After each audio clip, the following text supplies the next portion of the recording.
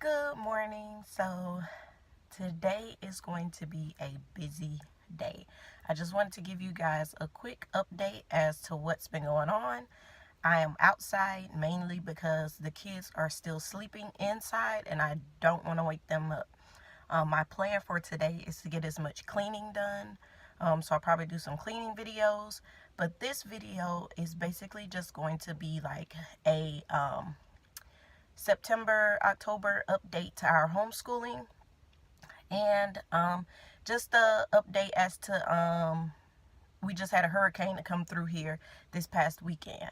So first, let me just get the hurricane stuff out the way. Hurricane Nate came through Saturday night. Yes, Saturday night. So I picked up my mom. We went to IHOP to eat before, and we just went around and got a couple of things that we thought we needed that we didn't have.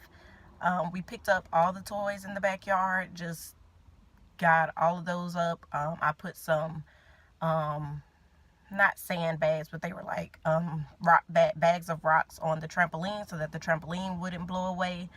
And like I said, we picked up my mom, brought her to my house. We both live around a lot of trees, but so there really was no picking the best house to stay at, so we just decided we all just want to stay together.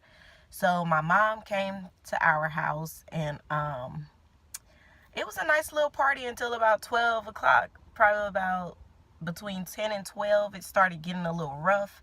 It was really windy. You could hear all the trees blowing. It sounded like a tornado was outside. But I fell asleep early. My mom has a dog, and I'm allergic to dogs, so I took a Benadryl and I was out.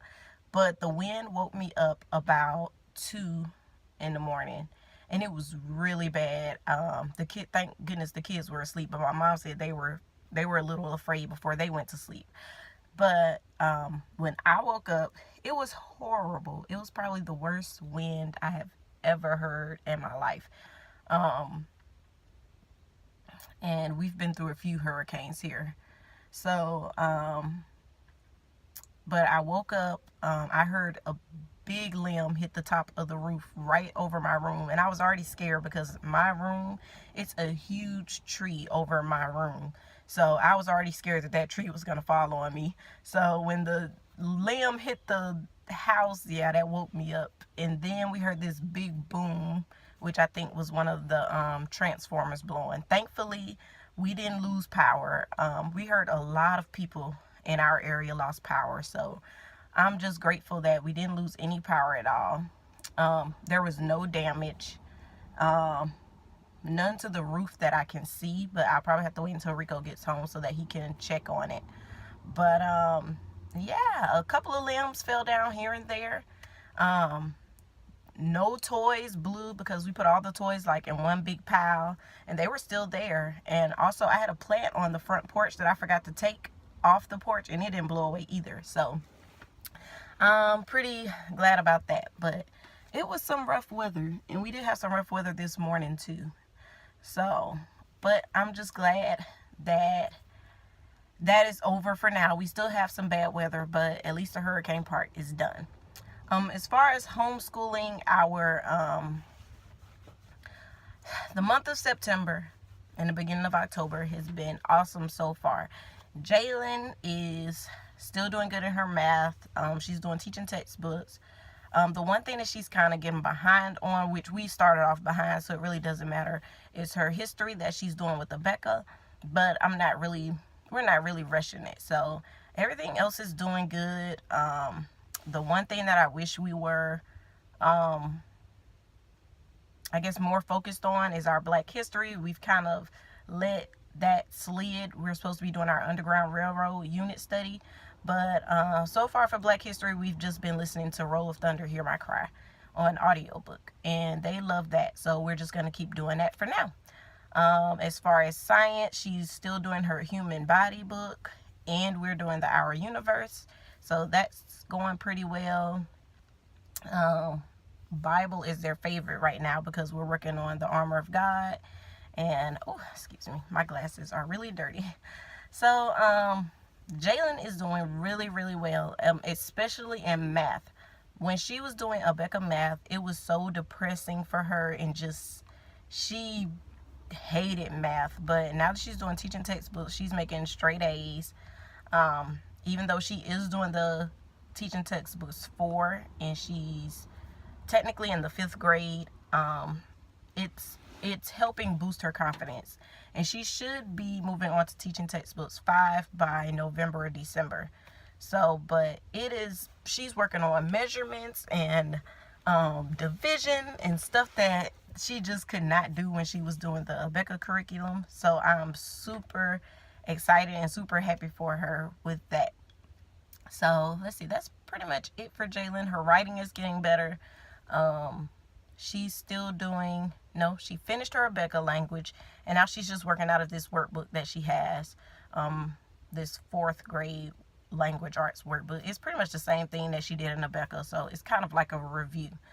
And then Rico is doing really great in reading, so I am so excited. He finished his Frog and Toad book by himself, and next we're going to be doing Boxcar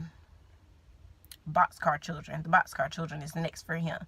So it's nice because he actually says he loves reading now, and before he didn't like reading. He hated reading. So it's nice that with both of them, the things that they hated, they now love. So I tell anybody, you just have to do what works for your child. So he loves reading now. So I'm hoping to test him soon to see what his reading level is now. The last time I tested him, he was like on a kindergarten level, and he's supposed to be in the 3rd grade. So, but I'm thinking that Boxcar Children book might be a 3rd grade level book. So I need to check on that. But I was looking through it, and I'm pretty sure he can read that one now. So his reading level should definitely be caught up by December is what I'm thinking. And math, he's on teaching textbooks, same one as Jaylin. He's about 20 lessons behind her. So when he gets done, my plan for him when he gets done with teaching textbooks, because teaching textbooks is perfect for Jaylin, but I don't think it's perfect for Rico. So my plan is when he is done with teaching textbooks,